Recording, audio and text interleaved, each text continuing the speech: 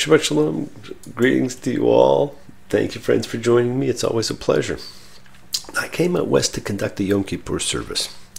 I'm staying an extra week at the apartment of a very good friend of mine. And, of course, I made sure that I put in my golf bag for the journey out here a lulav and an etrog. Because that fantastic gathering festival, the Festival of the Booths, or Sukkot, will be upon us in a few days. Now, it's lovely to be out here. You know, and you can see that my surroundings are a little bit different and the sun's in my eyes, but that's okay. The folks out here really enjoyed the more streamlined and understandable service that I put on for them. And many said that they understood more about it than they had learned in doing it the same old way, without explanation for so many years. Friends, people are desirous of maintaining spirituality in their lives, and they all crave the education to go along with it. People just want to understand more. As John Lennon said, I'm sick and tired of hearing things from uptight, short-sighted, narrow-minded hypocrites. All I want is the truth. Just give me some truth. Friends, while many find hypocrisy in religion, all they want is the truth. And of course, as a well-known TV show said, the truth is out there. And as the Scarlet Pimpernel said, because that's my era, they seek it here, they seek it there. Well, we all seek it everywhere.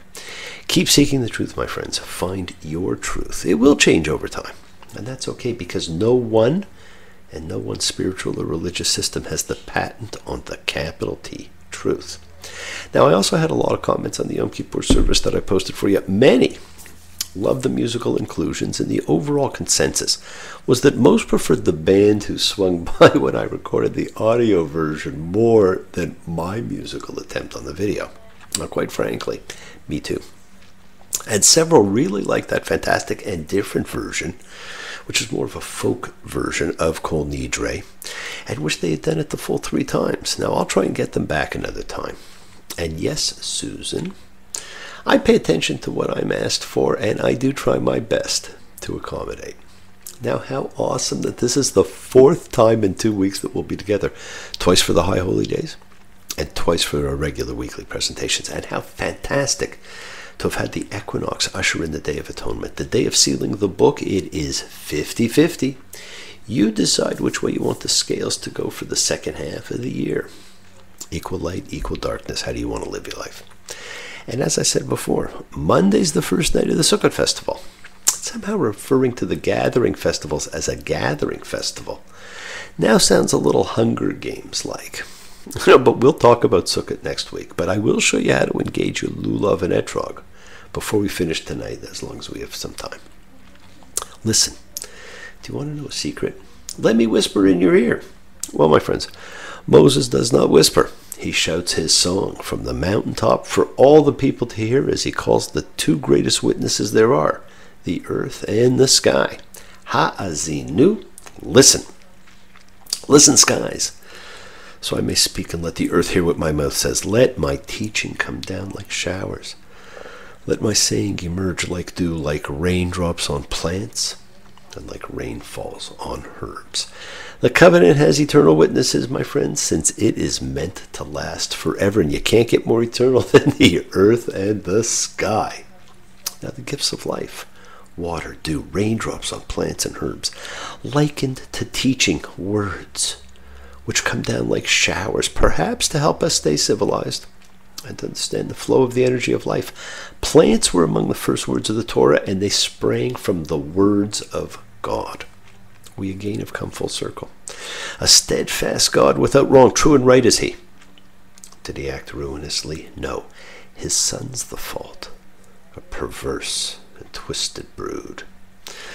Wow, and the words used for a perverse and twisted brood.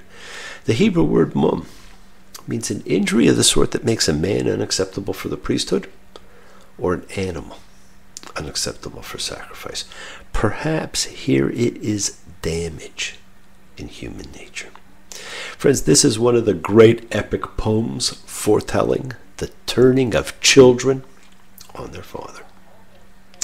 What a fantastic Disney cartoon this would have made. It is a tale as old as time, replayed over and over again. Ever just the same, ever a surprise, ever as before, ever just as sure as the sun will rise. Tale as old as time, tune as old as song, bittersweet and strange, finding you can change, learning you were wrong. Certain as the sun, rising in the east, tale as old as time, song as old as rhyme, Beauty and the Beast. Not hard to see who may have been the beauty and who the beast. Now, all great stories throughout literature, throughout history, have protagonists and antagonists. The great story of man is no different, except, like the end of the Charlton Heston Planet of the Apes, when it was revealed that they were on Earth and man was the destroyer, we are told from the beginning what to expect. Now, how would you view the stories coming?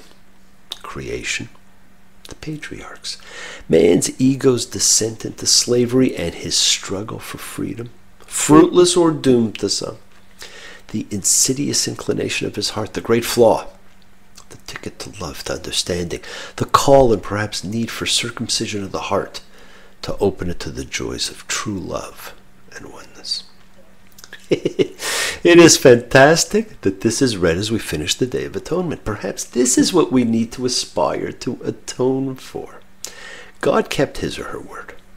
Never again will he destroy man. Our inclination, which was recognized in the first few generations of man, was going to be the tool that allows us to destroy ourselves.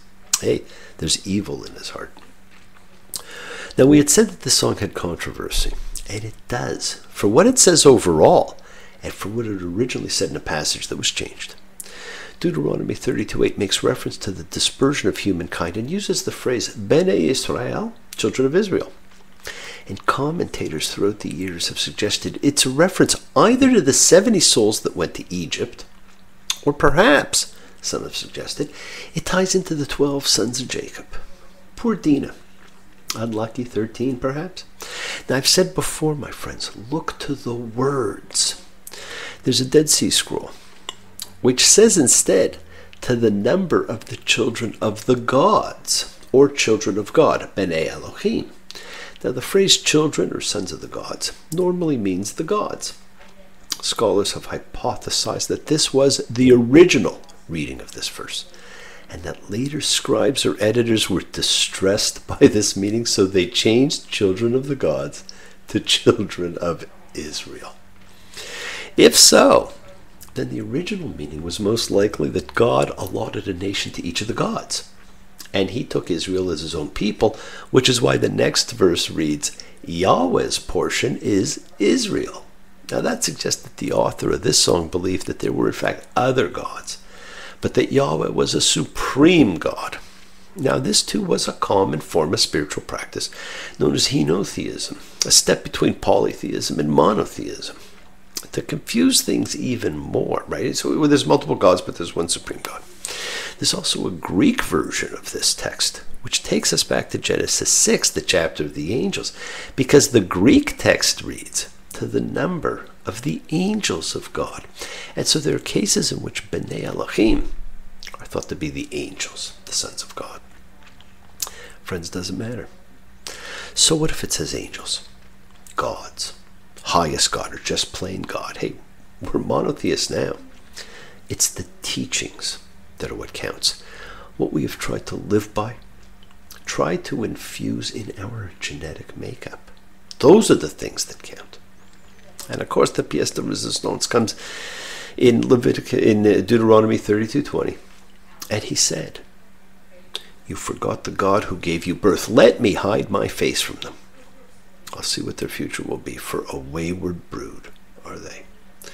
Well, he or she has. We don't like it.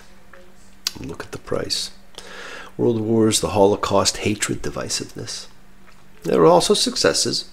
The rebuilding of Israel, conquering disease, discovering secrets of the creation of the universe. Humans must grow, and God will see what their destiny will be. We have been on our own, having to rely on faith for a very long time, my friends, and that is okay. And the Parsha ends with, and the Lord spoke to Moses on that very day, saying, go up to this Mount Abarim, Mount Nebo, and die on the mountain where you're going up, and be gathered to your kin, as Aaron your brother was gathered to his kin, because you too betrayed me in the midst of the Israelites through the waters of Meribah Kadesh in the wilderness of Zin. because you did not sanctify me in the midst of the Israelites. So many answers. We know why God does not talk to us like he did before. He's hidden his face like he said he would. We know why Moses was not allowed to go to the promised land. He did not sanctify God. Now I think of this when I listen to that Bob Dylan classic, Silvio. Stake my future on a hell of a past. Looks like tomorrow was coming fast. Ain't complaining, but what I got, seen better times, but who was not. One of these days, and it won't be long, going down in the valley. Sing my song, sing it loud and sing it strong. Let the future decide if I was right or wrong. We are still deciding, my friends. Read the Song of Moses as your beginning of the Torah. And see if you approach things differently with everything you think, say, do, and intend. The world is sacred, my friends, and so is everything in it. Express your gratitude. Light a candle, make a wish, celebrate your life and the lives of those you love. Share your feelings with them. Live free, be free. Honor your freedom, be well, be happy, and be blessed. Share and honor the light and all who live in the light and continue to shine. Continue to send everyone you know goodwill and love. Pray for peace and freedom for everyone, an end to terror and hatred. Remember, friends, we are a community. We learn together, we celebrate each other, we love each other. We share this ride together, men and women equally. Let us send out love, not fear. Fall in love, my friends. It is the great gamble worth taking. Ask questions. Do not take because as an answer. See what lies in front of you. Break free of dogma. Change your way of thinking. Thank you all. Love you. See you all next time. I do love seeing you all again. Remember, your wishes do come true. I knew you would all be inscribed in the book of life, but I could not tell you. Bless you all. Thank you. Now, due to time constraints, I will do the Festival of Booths in a few days for you, and we will shake the lulav and etrog together. Sounds very exciting. If you want to join us, I hope you do. And remember, tale as old as time, tune as old as song, bittersweet and strange, finding you can change, learning you were wrong.